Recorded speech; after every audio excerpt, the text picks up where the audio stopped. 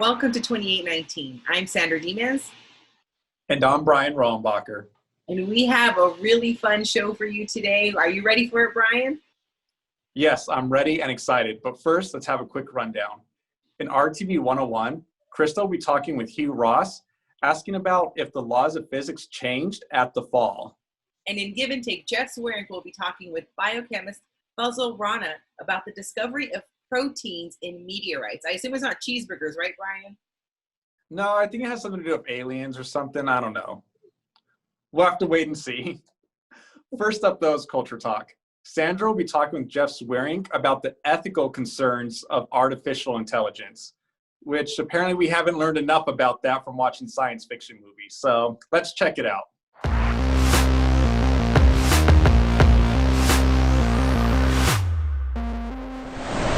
Now it's time for Culture Talk, where we discuss culturally relevant topics that you can use to start conversations about your faith. I'm joined today with astrophysicist Jeff Zweerink, and we're going to be talking about ethical concerns about artificial intelligence. Thank you, Jeff, for joining us. It's good to be here again talking with you, Sandra. Yeah, you recently wrote an article about deep fakes. What are deep fakes? So deep fakes are kind of the equivalent of Photoshop for videos. You know, you've got these photos out there of people that look really tall or somebody catching a bird, but the bird isn't really there. And so you've got this photo that looks like something that, or that portrays something that didn't actually happen. Well, deep fakes are kind of the equivalent for videos. And what you can do, or what the technology allows you to do, is to take someone saying something, and then you can transpose a very famous other figure to make them sound like they're saying this. You could have President Trump saying something, or past President Obama saying something that they never would have said, and it looks like they're actually the ones saying it. So with regard to then like artificial intelligence, how realistic and believable are these deep fakes? So at this point, they're still relatively easy to spot. I mean, I've seen a few of them that are out there, and you know, you kind of watch them and they still look a little bit off, like there's something a little bit wrong. But what they've done with the artificial intelligence is actually gone in and they set up one side of the artificial intelligence that is trying to produce a video that is realistic, and another side that's over there trying to detect all the flaws in it. And so the better we get at detecting the flaws, the more realistic the videos that are going to be produced. So right now, they're still relatively easy to spot, but in the not too distant future, it's going to be pretty seamless that you can produce a video of something that looks like it happened, but it never did, and it's going to be very difficult to tell that it's actually a fake video. So if technology eventually gets to the point where we can't really detect that something is a deep fake, how can we respond as Christians to something like this, and especially in light of our desire to pursue truth? You know, I think that's the question that has got me, or that I thought a lot about with this, and it just kind of occurred to me that, you know, seeing is believing very often, and what we need to now do is realize that we need to be very careful about what we believe. You know, I think of the Bible verse that it says, "Be quick to listen and slow to speak and slow to get angry." And I think that's what we need to, just kind of the first step is that when we hear something that sounds incredulous or sounds like, wow, that's weird, let's make sure to step back, take a second, and go investigate and see what really happened. Go out, do some research on the internet. Actually take some time to inform yourself, is this really what's going on, or is this something that's a fake? And then once you've got that, actually apply another scriptural principle. You know, I remember reading in Proverbs when I was younger that, the first side of an argument always sounds good until you hear the other side. So not only do we need to go out and ask, is this real? But we need to go out and ask the question, is this really the best argument out there? You know, so, that's kind of countercultural in our kind of social media where you got to get on and say things right away. But I think the biggest step to this is just take a step back, slow down, make sure you actually understand what's going on before you respond to it. Yeah, and that's such a good reminder, because sometimes we fall into that trap. We are looking for, confirmation bias. We have that confirmation bias. And so we look, especially on social media, and all we do is consume information that perpetuates our thinking. We're not actually pursuing truth. We're not actually digging in and allowing our ideas to be challenged, and so with these deep fakes, we can run into that because we can find, videos that look like they're real, and we're unwilling to dig further to see if they're actually true. So I think that's a wonderful reminder. I think that's just an incredibly important thing that Christians, above all, we ought to be first and foremost about pursuing the truth, because I'm a Christian because I believe it's true, and so we really ought to be about pursuing truth out in the world. And I know just for myself, there are times where I've been reported as saying this or that or something that wasn't true, and I don't like being treated that way. And so if there's things out there that aren't true, we ought to apply the golden rule. Treat other people the way you want to be treated. Make sure you understand what they're actually saying, not what you think they might want to say that might further your agenda. Care about the person more than the issues at hand. Right. That's such a great point, Jeff. Now, I think with things like deepfake, people who are maybe a little bit shy about science, unfortunately, and hesitant, I love that your article says that technology is morally neutral. So can you unpack that a little bit, especially for those Christians who are feeling hesitant about anything deemed artificial intelligence? Like, how would you respond to that kind of fear in addressing the point that technology is morally neutral? Well, most of my studies into technology is that technology is a tool that can be used. And so I wouldn't call a hammer bad just because someone goes out and hits somebody and hurts them with it. It just means they're using the technology incorrectly. And the same is true of AI. I mean, we're using AI to investigate large swaths of data that it would take forever for humans to get through. We're able to use AI to look at X-rays and identify diseases faster and better than humans would be able to. So this is a very powerful tool that can really contribute to and enhance human well-being. We just have to recognize that it's a very powerful tool, and so it can also be used for great evil. And so rather than throwing the tool out of the toolbox, we need to equip ourselves to use the tool well. And I think that's, again, a place where Christians can really lead and be at the forefront, because if we're using things like AI to do good, then people are going to say, hey, that's a good thing. Why is it that Christians are so interested in doing? Yeah, what a great, just a great point, Jeff. I love that you are saying we don't need to be scared of this technology. In fact, we should be leading the way to really help people. So if people want to check out more on this topic, they can go to reasons.org and search artificial intelligence. I think you have a handful of blog articles on this topic. That is correct. Thanks again for joining us, Jeff.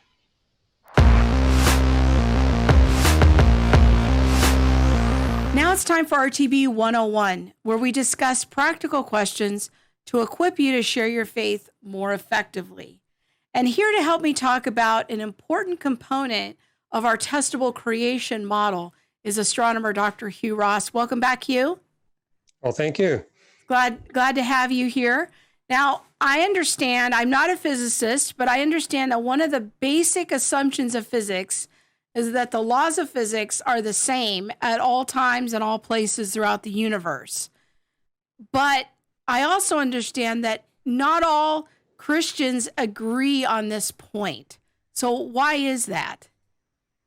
Well, there's this young Earth, old Earth debate, and all young Earth creation models, at least all the ones I've seen, critically depend on radically changed laws of physics, either at the fall of Adam or at the flood, or both, in order to sustain their view that the Earth and the universe are less than 10,000 years old. So if I were to talk to a friend who's not a Christian, but they're knowledgeable about science, they're going to probably believe that the laws of physics are the same everywhere. And they're probably going to have a hard time with the claim that the laws of physics changed at the fall of Adam. Is that correct? That's correct, because all of our observations testify that the laws of physics haven't changed. I mean, you really wouldn't be able to do science research if you thought that there was no stability to the laws of physics. I mean, why bother? In fact, you see that in some of the other religions of the world, if you go back a few centuries, where they basically didn't have a motive to study science because they said, what's the point? We can't trust what we look at. So that makes me think that that's going to be an obstacle that I'm going to set up if I hold to that view, if I'm trying to do outreach and talk to somebody who's who's not a Christian. Have you seen that play out?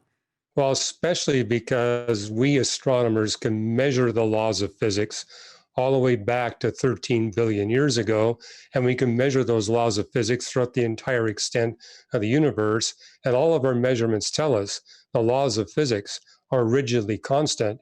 In fact, they're constant to about 16 places a decimal or more.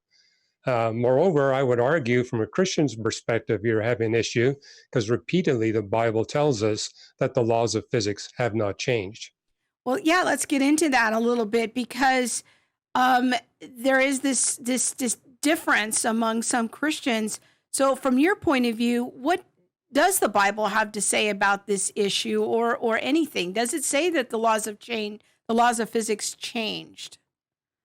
Well, you've got Ecclesiastes and Romans both referring to this pervasive law of decay, what we physicists call the second law of thermodynamics, and repeatedly makes the statement that this law has always been in effect.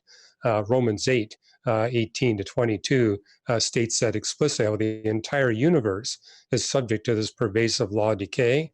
And then you got Jeremiah 33, where God compares his immutability to the stability of the laws of physics.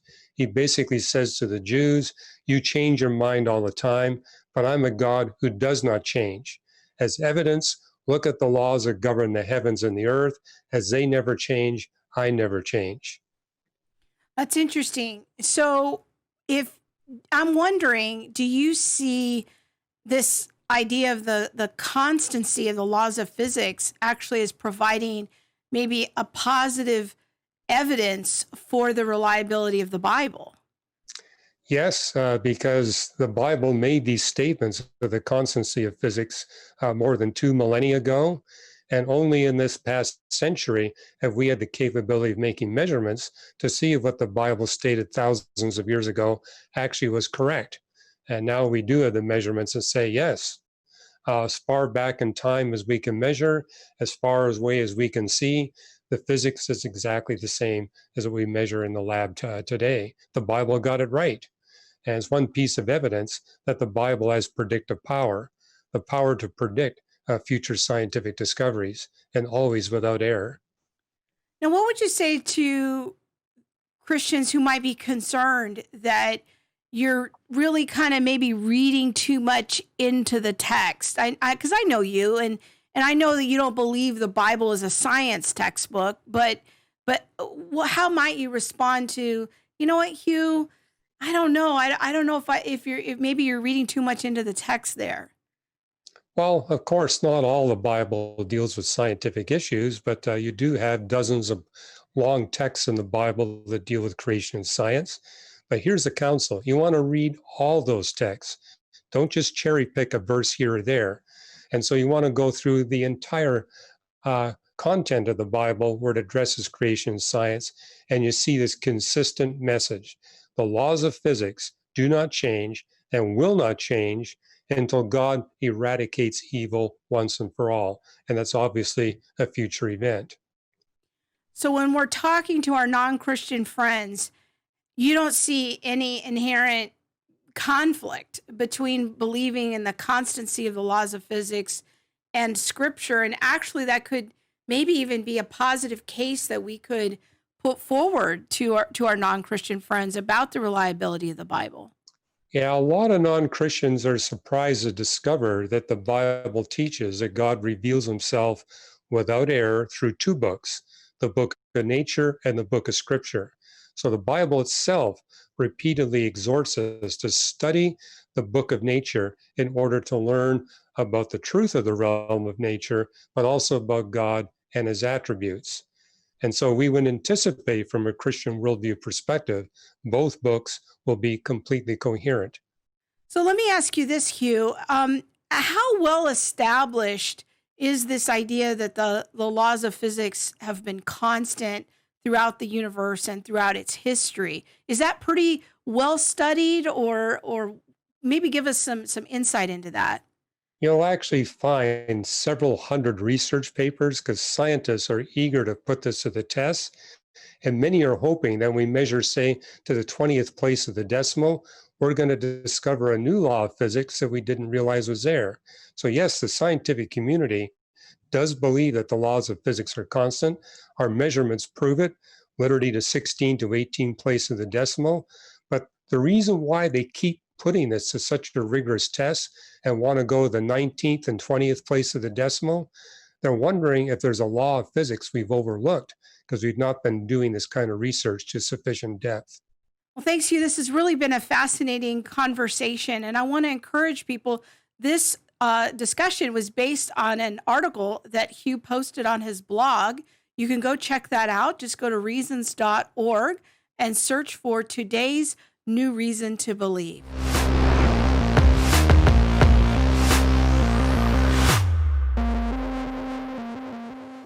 Hello, Jeff Zweerink here, and welcome to Give and Take, a segment of our show where we explore important scientific discoveries and how they relate to the truth of Christianity. Today, I'm joined by Fazale Rana, and we're going to discuss the discovery of a protein found in a meteorite. Fuzz, good to have you here today. Jeff, thanks for having me. So I'm kind of excited to talk about this discovery because this is some of the most complex chemistry that we found out in stuff that originated in space. So why don't you tell us a little bit about the discovery? What did they find and what's significant about this discovery? Yeah, well, recently a team of researchers from Harvard University discovered the first ever evidence for a protein-like material in a meteorite. This is specifically the Akfer 086 meteorite. And this is exciting because a lot of origin of life researchers like to study meteorites because they're some of the oldest materials in our solar system. And many people believe that these meteorites actually give us a window into the chemistry and the physics of the solar system in its very early days. And so origin of life researchers like to study meteorites because they feel like it gives them a window into the types of chemical reactions that could take place on the early Earth that could, in principle, contribute to chemical evolution and the origin of life. And so people have discovered amino acids in what are called carbonaceous chondrites, but this is the first time anybody's recovered a protein-like material. And so there's a lot of excitement about this work because of that. So kind of discuss what's the difference between an amino acid and a protein. And is this a new meteorite, or is this something that they've done a reanalysis of? Why is it that this is just coming out now? Because I mean, I'm assuming they've been doing this quite a bit. So what's new about this discovery? Yeah, well, to your first question first, amino acids are the building blocks of proteins. And so it's one thing to discover amino acids in meteorites, but then to discover that those amino acids could combine to actually form a protein-like material is really exciting because it suggests that there are these chemical processes that could lead to complexification could generate more complex types of molecules.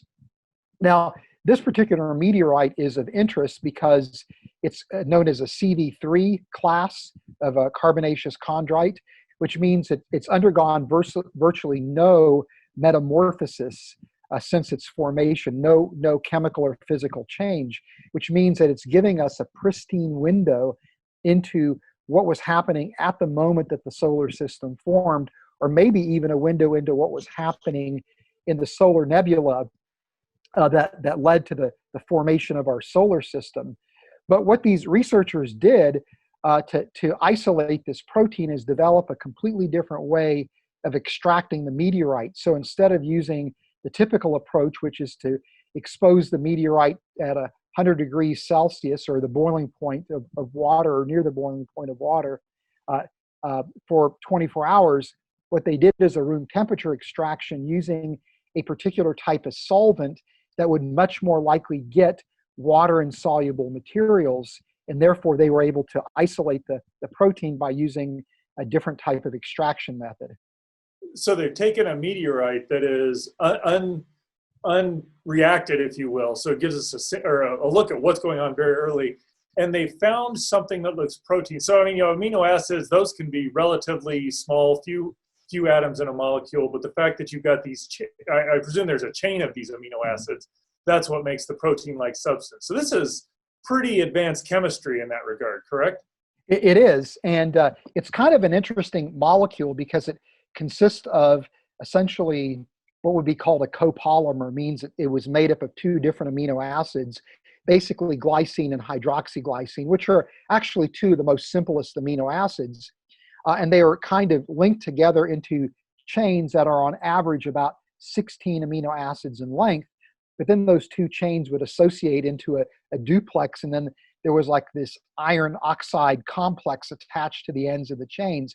So it's a really kind of bizarre molecule, but nobody really knows what it means in terms of its contribution to the origin of life. But it is a fascinating discovery, and again does suggest that things like amino acids and maybe even these small protein-like materials could have actually been present at the time that the solar system formed. It could have been indigenous to the solar system and indigenous to the Earth, kind of already creating an Earth, or the Earth would already form, I should say, with a prebiotic inventory in place that could kickstart the origin of life process. Well, let's kind of dig into that, because I mean, there's just from a scientist perspective, the fact that we're discovering stuff like this is pretty fascinating. Kind of gives a remarkable picture, or a picture on how remarkable our universe is. But how does this weigh in on the origin of life? I mean, obviously life is a very complex mixture of chemistry, if you will. But it seems like we keep adding more and more complexity to what we're finding. Does this get us closer to explaining the origin of life from a chemical perspective? I don't think so. I mean, it clearly shows that amino acids could, in principle, combine in the early solar system to form protein-like materials. But having a relatively simple protein-like material is a far cry from the complexity of even the simplest life form. I mean, the simplest cells to function independently in their environment would require in the neighborhood of about 1,500 different types of proteins, many of which would be far more complex, consisting of hundreds of amino acids, and not just two amino acids, but 20 different amino acids with a wide range of chemical properties. So just because we can make a simple protein-like material doesn't mean that we're really any closer to understanding how the level of complexity you would need for life to exist could have ever originated through chemical evolution. So, I mean, kind of by analogy, it almost sounds like, we found a couple of bricks out there and those are really important, but we haven't found anything close to the Empire State Building. I mean, it's fascinating, remarkable, and just exciting science, but it doesn't seem like it puts us really that much closer. I mean, you said here's one and we need 1,500 for the simplest. Seems like there's a lot more going into that than just, okay, we found a protein. Yeah, there most definitely is. And again, it's hard to describe the sheer complexity of even the simplest life form, because those 1,500 different proteins have to be able to replicate DNA or some kind of genetic material. They have to be able to produce more copies of themselves. They have to be able to make a cell wall, and then to be able to work in collaboration to extract energy from the environment in order to persist as a life form. And so, each one of those tasks, again, requires a really significant amount of biochemical complexity to pull off. But then all of those individual activities have to be integrated into this coherent system. It's hard to describe the complexity of even the simplest cell. The best model would be if we're talking about bricks being the amino acids and a typical protein being something like the Empire State Building, then when we talk about the simplest cell, we're talking about something as complex as the city of Los Angeles or the city of New York. And so it's one thing to have a building, it's another thing to have an entire city that is functioning as an integrated unit. Well, thanks, Faz. I really appreciate your comments. When we look at creation, we just find remarkable stuff. I mean, the fact that we're looking out at meteorites, we're finding amino acids, we're finding complex molecules like proteins. It really is fascinating. But it does kind of lead to this impression that perhaps we're close to finding or explaining the origin of life. And as Fuzz has described here, it's a significant advance, but it really, when you look at what life requires, there is so much more to it that it really does look like there's a mind behind it all. In fact, it takes a mind to get it all going. I would encourage you to go to reasons.org and check out Fuzz's latest blog on this. It's called Protein Meteorite Discovery. Does it validate chemical evolution? It will give you some great insight into what the discovery is, how it weighs in on the origin of life, and equip you with tools to go out and share the gospel to those who like science, but yet are interested in knowing who the creator is who made it all. That does it for us this week on 2819. We hope you enjoyed this episode and that it equipped you to share your faith with confidence and compassion. And don't forget, subscribe to the show and also check us out on Facebook, Twitter, and Instagram. We are at 2819 Show, and we would love to hear from you. Just a reminder, you can also get the audio version of the show at most major podcast services. Just search Reasons to Believe Podcast. And you can also, if you have a smart home device, just say, play Reasons to Believe Podcast, and you can give us a listen there. Give us a comment. Let us know if it worked for you. We'll see you all next week. Bye.